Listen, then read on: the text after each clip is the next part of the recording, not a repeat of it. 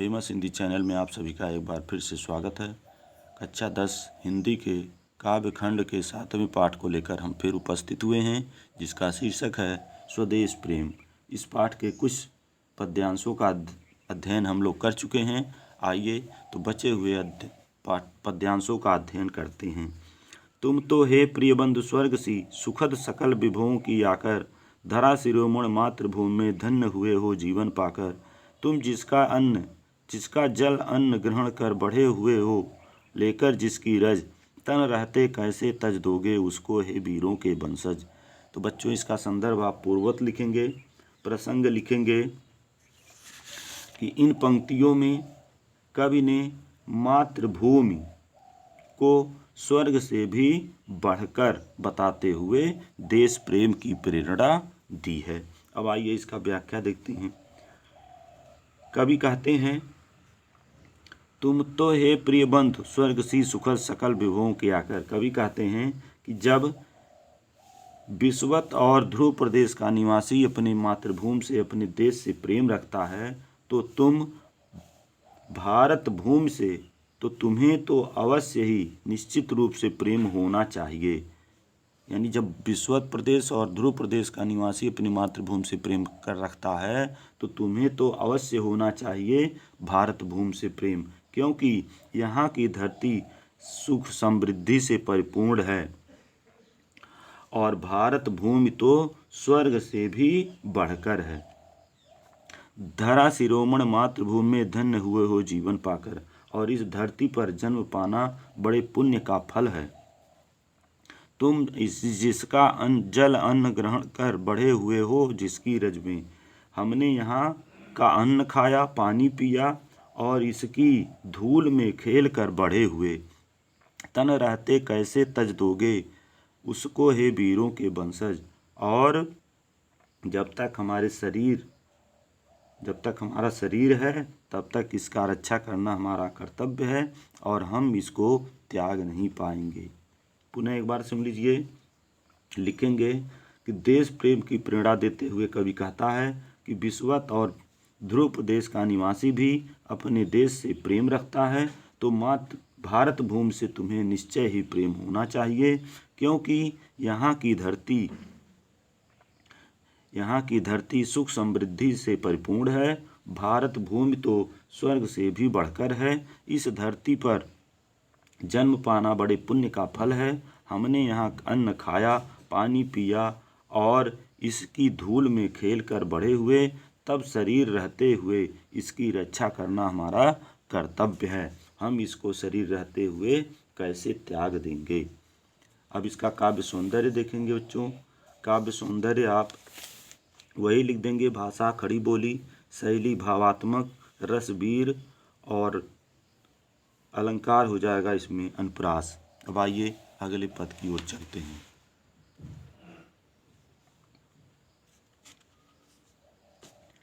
अगला है, जब तक साथ एक भी दम हो अवशिष्ट एक भी धड़कन, रखो आत्मगौरव से ऊंची, पलकें ऊंचा सिर ऊंचा मन, एक बूंद भी स्वप्न से रक्त शेष हो, जब तक मन में हे शत्रुंजय, दीन बचन मुख से न उचारो, मानो नहीं मृत्यु का भी भय। इसमें प्रसंग आप वही लिख देंगे, संदर्भ वही लिख देंगे। तो आगे देखिए इसमें क्या कहते हैं, जब तक साथ एक भी दम हो अवशिष्ट एक भी धड़कन। कभी कहते हैं कि जब तक हमारी सांसें चल रही हैं और जब तक हमारा हृदय धड़क रहा है, तब तक रखो आत्मगौरव से ऊंचा, पलकें ऊंचा सिर ऊंचा मन। तब तक हमें अपने देश का गौरव ऊंचा रखना है। जब तक हमारे शरीर में एक भी बूंद रहेगा, तब तक हम दीन वचन नहीं बोलेंगे। दीन वचन मुख से न उचारो, मानो नहीं शत्रु का भी भय। अब देश की रक्षा करते हुए यदि मृत्यु भी हो जाए, तो हम उससे भी डरने वाले नहीं हैं। पुनः एक बार देख लीजिए।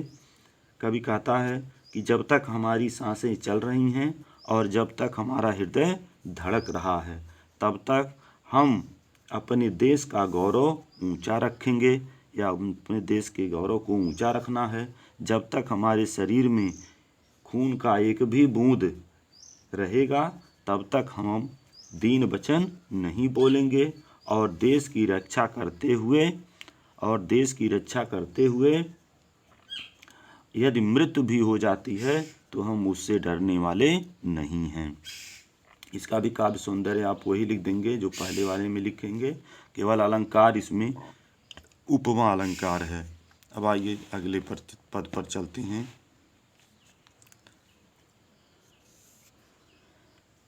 अगला है, निर्भय स्वागत करो मृत्यु का, मृत्यु एक है विश्राम स्थल, जीव जहाँ से फिर चलता है, धारण करनो जीवन संबल, मृत्यु एक सरिता है जिसमें श्रम से कातर जीव नहाकर फिर नूतन धारण करता है काया रूपी वस्त्र भाकर। इसका संदर्भ है कि कवि कहता है कि हमें देश के लिए अपना सब कुछ न्यौछावर कर देना चाहिए, क्योंकि यह शरीर तो क्षणभंगुर है और शरीर का मोह नहीं करना चाहिए। पुनः एक बार सुन लीजिए, कवि कहता है कि हमें देश के लिए अपना सब कुछ न्यौछावर कर देना चाहिए, शरीर तो क्षणभंगुर है यानी क्षणिक है और इसका मोह नहीं करना चाहिए। अब आइए इसका व्याख्या देखते हैं। कवि कहता है, हे भारत के वीर युवकों, निर्भय स्वागत करो मृत्यु का, मृत्यु एक है विश्राम स्थल, निडर होकर के तुम मृत्यु का स्वागत करो, मृत्यु से डरो नहीं, मृत्यु तो एक विश्राम स्थल है जहाँ मनुष्य सारे जीवन की थकान को दूर कर लेता है।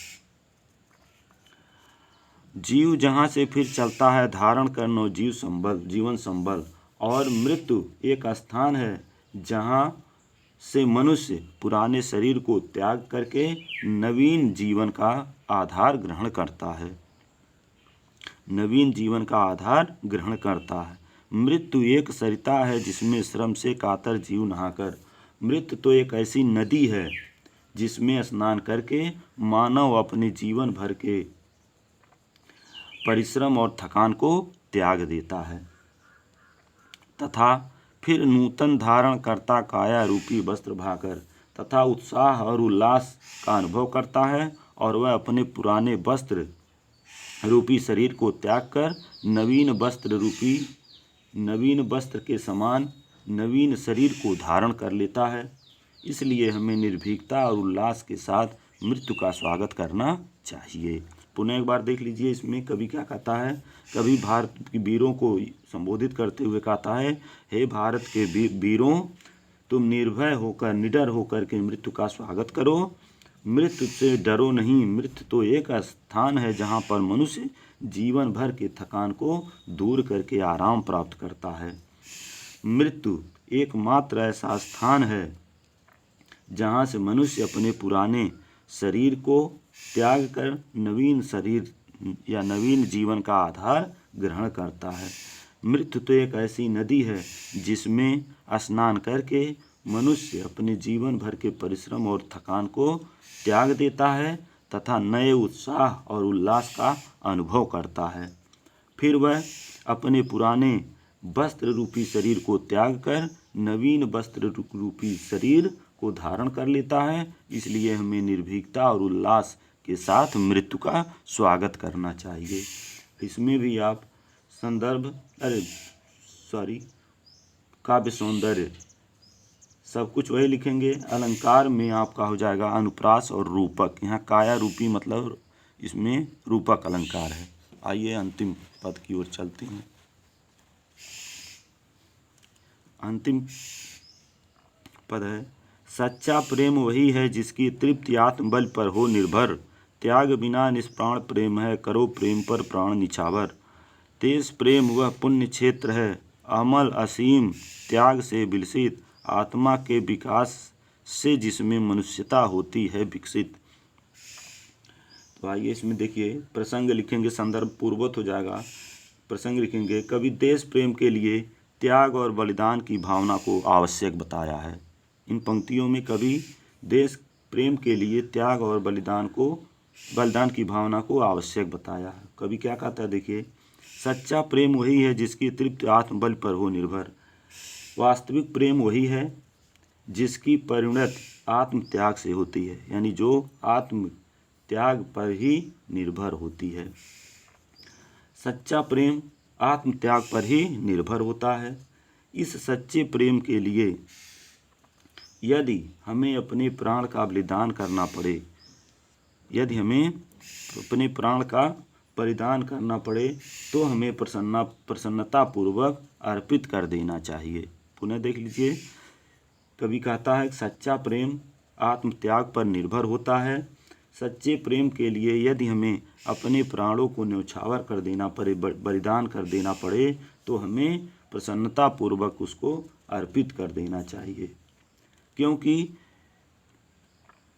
त्याग बिना निष्प्राण प्रेम है। क्योंकि बिना त्याग के प्रेम प्राणहीन होता है।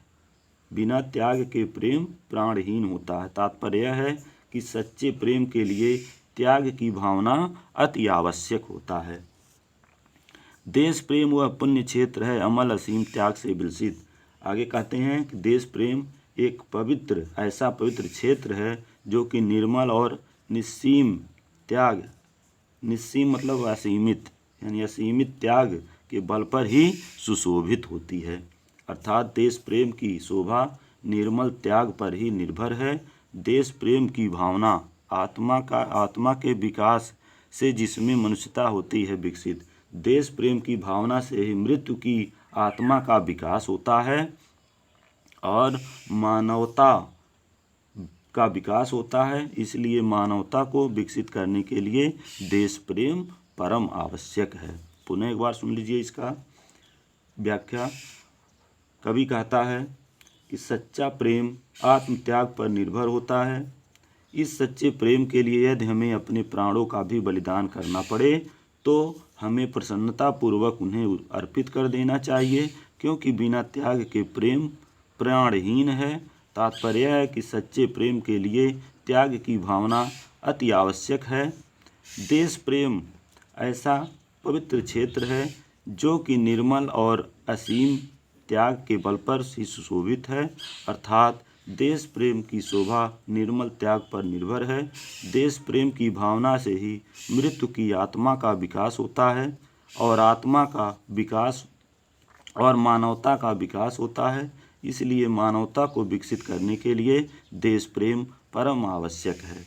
अब बच्चों काव्य सौंदर्य देख लीजिए। काव्य सौंदर्य में आपका भाषा खड़ी बोली, शैली भावात्मक, रस शांत, गुण प्रसाद, अलंकार अनुप्रास। तो बच्चों अगर हमारा वीडियो पसंद आए तो हमारे वीडियो को लाइक करें, शेयर करें, और अगर हमारे चैनल पर पहली बार हैं तो हमारे चैनल को सब्सक्राइब करें। चैनल का नाम है फेमस हिंदी चैनल।